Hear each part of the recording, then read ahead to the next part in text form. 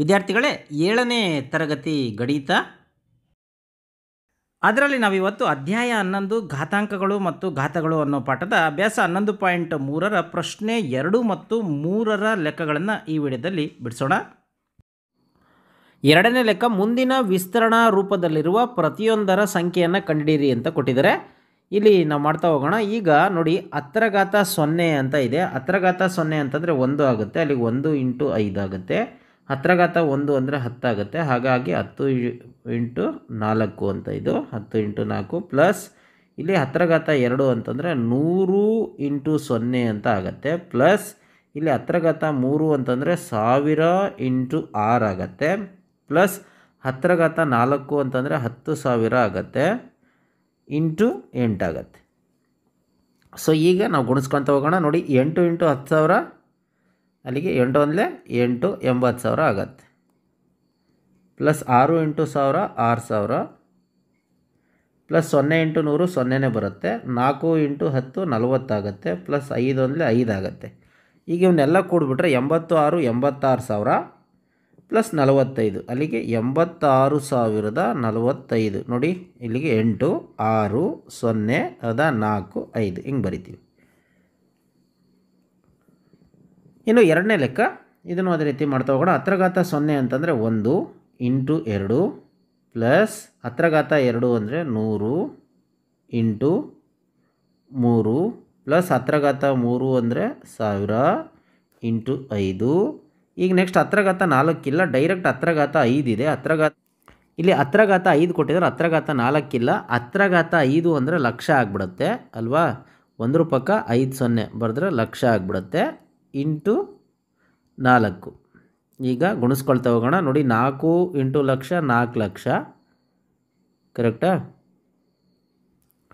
Plus 5 × 1000 5,000, plus 3 × 100 300, plus 2 × 1 2. ಇದು 4,05,000. ಇಲ್ಲಿ ನೋಡಿ 10ರ ಸ್ಥಾನದಲ್ಲಿ ಇರ್ತಕ್ಕಂಥದ್ದು ಇಲ್ಲ, 10,000 ಸ್ಥಾನದಲ್ಲಿ ಇರ್ತಕ್ಕಂಥದ್ದು ಇಲ್ಲ. ಹಾಗಾಗಿ ಸೊ ನೋಡಿ ಇದು 4 ಲಕ್ಷದ ಇಲ್ಲಿ ಇಲ್ಲ, ಏನು ಹೌದಾ, 10ರ ಸ್ಥಾನದಲ್ಲಿ 10,000 ಸ್ಥಾನದಲ್ಲಿ ಇಲ್ಲ. ಹಾಗಾಗಿ 4,05,300 ಇಲ್ಲಿ 100ರ ಸ್ಥಾನದಲ್ಲಿ ಇದೆ, ಆದರೆ 10ರ ಸ್ಥಾನದಲ್ಲಿ ಇಲ್ಲ. ಹಾಗಾಗಿ ಮತ್ತೆ 0 ಹಾಕ್ಕೊಂಡು 2, ಅಲ್ಲಿಗೆ 4,05,302 ಇದರ ಉತ್ತರ ಆಗತ್ತೆ.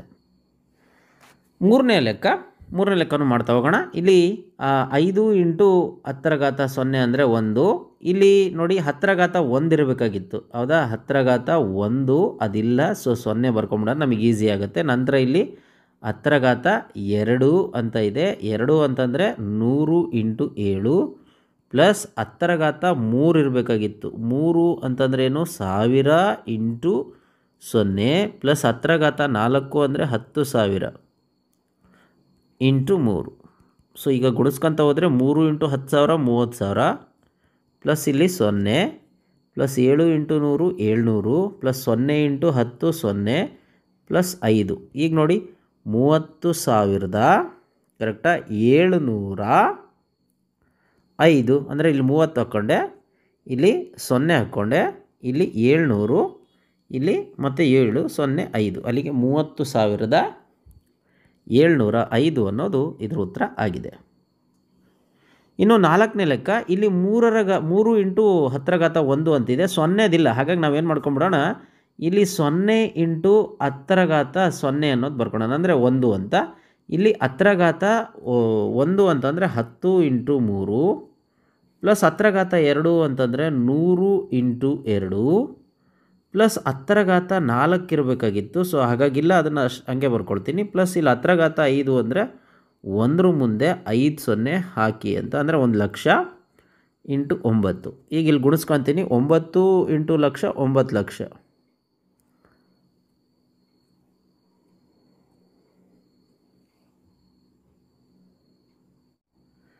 ಇಲ್ಲಿ ಬಿಡಿ ಸ್ಥಾನದಲ್ಲಿ ಇರ್ತಕ್ಕಂಥ ಸಂಖ್ಯೆ ಇಲ್ಲ, ಹಾಗಾಗಿ ನಾವೇನು ಮಾಡೋಣ, 0 × 10⁻0 ಅಂತ ಬರ್ಕೊಳ್ಳೋಣ.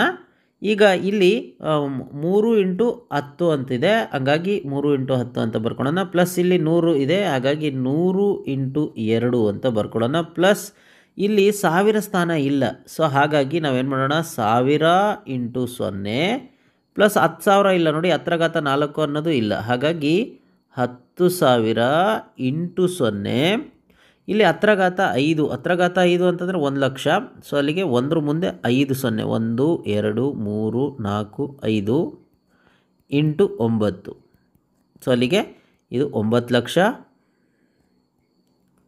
ಅದು 9 ಇಂಟು ಲಕ್ಷ 9,00,000 ಪ್ಲಸ್ 0. ಇದು ಪ್ಲಸ್ 0 ಪ್ಲಸ್ 200 ಪ್ಲಸ್ 30 ಪ್ಲಸ್ ಇದು 0 ಇಂಟು ಏನೇ ಗುಣಿಸಿದ್ರು 0 ಬರುತ್ತೆ. ಅಲ್ಲಿಗೆ 9,00,000. ಕರೆಕ್ಟಾ? 9,00,000. ಯಾಕಂದರೆ ಇಲ್ಲಿ 9 ಬರೆದು 2 0 ಇದೆ, 2 0 ಬರೆದ್ವಿ, ನಂತರ 2 ಬರೀತಿದ್ದೀನಿ, ನಂತರ 230. ಹೌದಾ? 230 ಇಷ್ಟು ಬರೆದ್ರೆ ಸಾಕು. ಇಲ್ಲಿ 3, ಇಲ್ಲಿ 0. ಅಲ್ಲಿಗೆ 9,230,000 ಅನ್ನೋದು ಇದರ ಸರಿ ಉತ್ತರ ಆಗತ್ತೆ. ಇನ್ನು ಮುಂದಿನ ಲೆಕ್ಕ, ಮುಂದಿನ ಸಂಖ್ಯೆಗಳನ್ನು ಆದರ್ಶ ರೂಪದಲ್ಲಿ ಬರೆಯಿರಿ ಅಂತ ಕೇಳಿದರೆ. ಮೂರನೇ ಲೆಕ್ಕ, ಮುಂದಿನ ಸಂಖ್ಯೆಗಳನ್ನು ಆದರ್ಶ ರೂಪದಲ್ಲಿ ಬರೆಯಿರಿ ಅಂತ ಕೊಟ್ಟಿದ್ದಾರೆ. 5 ಬರೆದು ಅದ್ರ ಪಕ್ಕ 7 0 ಇದೆ. ಅಂದರೆ ಬಿಡಿ 10, 100, 1000, 10,000, ಲಕ್ಷ, ದಶಲಕ್ಷ, ಕೋಟಿ, 5 ಕೋಟಿ ಇದೆ. ಅಂದರೆ ಇದನ್ನು ಹೇಗೆ ಬರ್ಕೋಬೋದು ನಾವು ಅಂತಂದರೆ 5 ಬರೆದ್ಬಿಟ್ಟು ನಾವೇನು ಮಾಡೋಣ, 1 ಪಕ್ಕ 7 0 ಹಾಕೋಣ. 3 4 5 6 7. ಅಲ್ಲಿಗೆ ಬಿಡಿ 10, 100, 1000, 10,000, ಲಕ್ಷ, ದಶಲಕ್ಷ, ಕೋಟಿ ಆಗುತ್ತೆ. ಅಲ್ಲಿಗೆ 5 ಇಂಟು 1 ಕೋಟಿ ಆಗುತ್ತೆ. ಇದನ್ನು ಹೇಗೆ ಬರಿಬೋದು ಅಂತಂದರೆ 5 ಇಂಟು 1 ಬರೆದ್ಬಿಟ್ಟು 10 ಅಂದರೆ ಅದ್ರ ಪಕ್ಕ 0 ಬರೆದ್ಬಿಟ್ಟು, ಅಂದರೆ 10 ಬರೆದ್ಬಿಟ್ಟು ಎಷ್ಟು 0 ಇದೆ? 1 2 3 4 5 6 7. ಅಲ್ಲಿಗೆ 10⁻7 ಅಂತ ಬರೆದ್ರೆ ಮುಗೀತು. 5 ಇಂಟು 10⁻7 ಅಂತ ಬರೆದ್ರೆ ಲೆಕ್ಕ ಮುಗಿಯುತ್ತೆ.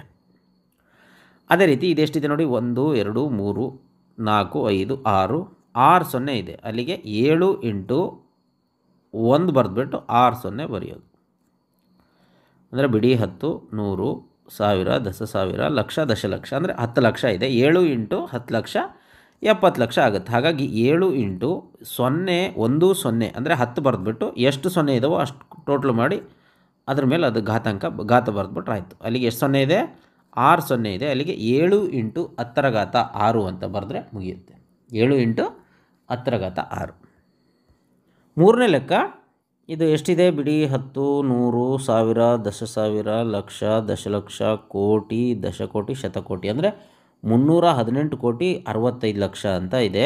ಇದನ್ನು ಹೇಗೆ ಬರಿಬೋದು ಅಂತಂದರೆ ನೋಡಿ, ಅಲ್ಲಿಗೆ ಬಿಡಿ 10, 100, 1000, 10,000, 31,865 ಅಂತ ಬರೆದ್ಬಿಟ್ಟು 1 ಬರೆದ್ಬಿಟ್ಟು ಅದ್ರ ಪಕ್ಕ ಎಷ್ಟು 0 ಇದೆ? 5 0 ಬರೆದ್ಬಿಟ್ರೆ ಸಾಕು. ಅಲ್ಲಿಗೆ ಬಿಡಿ 10, 100, 1000, 10,000, ಲಕ್ಷ. ಅಲ್ಲಿಗೆ 1,00,000 ಇಂಟು 31,865 ಅಂತ ಬರೆಯೋಣ. ಅಲ್ಲಿಗೆ 30. ಇದನ್ನು ಇನ್ನೂ ಹೇಗೆ ಬರಿಬೋದು ಅಂತಂದರೆ, ಈಗ ಆದರ್ಶ ರೂಪ ಅಂತಂದರೆ ಒಂದು ಸಂಖ್ಯೆ ಆದಮೇಲೆ ಬರಬೇಕು ಪಾಯಿಂಟು. ಒಂದು ಸಂಖ್ಯೆ ಆದಮೇಲೆ ಬರಬೇಕು ಅಂದರೆ ಈಗ ಪಾಯಿಂಟ್ ಇಲ್ಲಿದೆ ಅಂತಂದರೆ ಎಷ್ಟು ಮನೆ ಮುಂದೆ ಹೋಗಬೇಕು?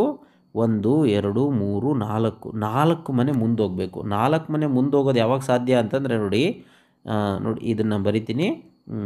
31,865 4 ಮನೆ ಮುಂದೆ ಹೋಗಬೇಕು ಅಂತಂದರೆ 1 ಪಕ್ಕ 4 0 ಅಂದರೆ 10,000ದಿಂದ ಇದನ್ನು ನಾವೇನು ಮಾಡಬೇಕು? ಭಾಗಿಸ್ಬೇಕು.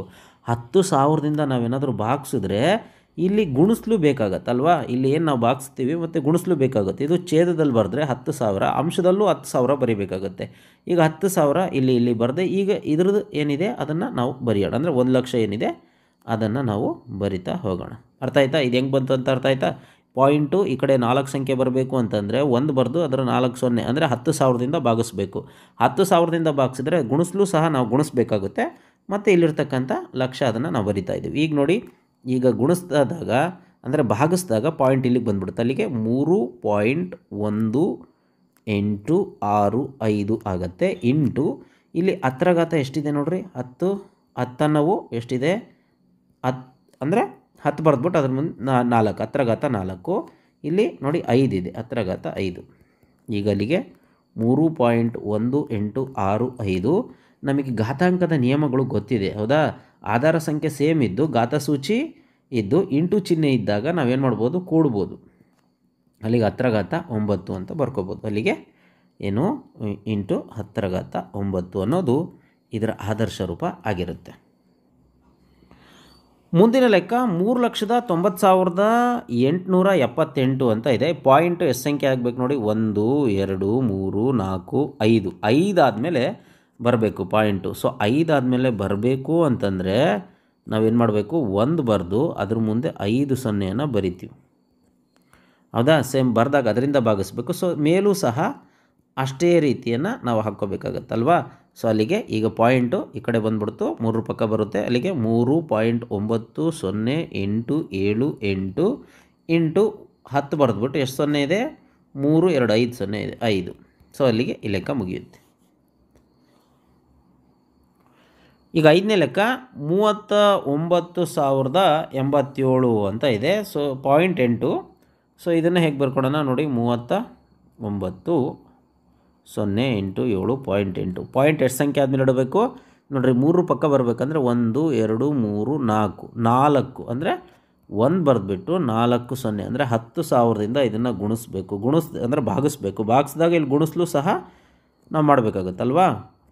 ಈಗ ನೋಡಿ, ಈಗ ಪಾಯಿಂಟ್ ಈ ಕಡೆ ಬಂತು, 3 ಪಕ್ಕ ಬಂತು, 3.9078 ಇಂಟು ಇಲ್ಲಿ 10ರ ಘಾತ ಎಷ್ಟಿದೆ, 4 ಇದೆ. ಸೊ ಇಷ್ಟು ಬರೆದ್ರೆ ಮುಗಿಯುತ್ತೆ. ಈಗ ಕೊನೆ ಲೆಕ್ಕ 3,908.78 ಅಂತಿದೆ. ಪಾಯಿಂಟ್ ಎಷ್ಟು ಸಂಖ್ಯೆ ಆದಮೇಲೆ ನೋಡಿ, ಇಲ್ಲಿ 9 ಪಕ್ಕ ಬರಬೇಕು ಅಂದರೆ 1 2 3 ಸಂಖ್ಯೆ. ಅಲ್ಲಿಗೆ ಇದು 3,908.78 ಅಂದರೆ 3 ಪಾಯಿಂಟ್ ಇರೋದ್ರಿಂದ 1 ಬರೆದ್ಬಿಟ್ಟು 3 ಸೊನ್ನೆ ಅಂದರೆ 1000ದಿಂದ ನಾವು ಭಾಗಿಸ್ಬೇಕು. ಭಾಗಿಸಿದಾಗ ಇಲ್ಲಿ ಗುಣಿಸ್ಲು ಸಹ ನಾವು ಗುಣಿಸೋದು ಸಹ ಮಾಡಬೇಕಾಗತ್ತೆ. ಈಗ 3 ಪಕ್ಕ ಪಾಯಿಂಟ್ ಬರುತ್ತೆ, 3.9078 ಇಂಟು 10ರ ಘಾತ 3 ಅನ್ನೋದು ಇದರ ಉತ್ತರ ಆಗಿದೆ.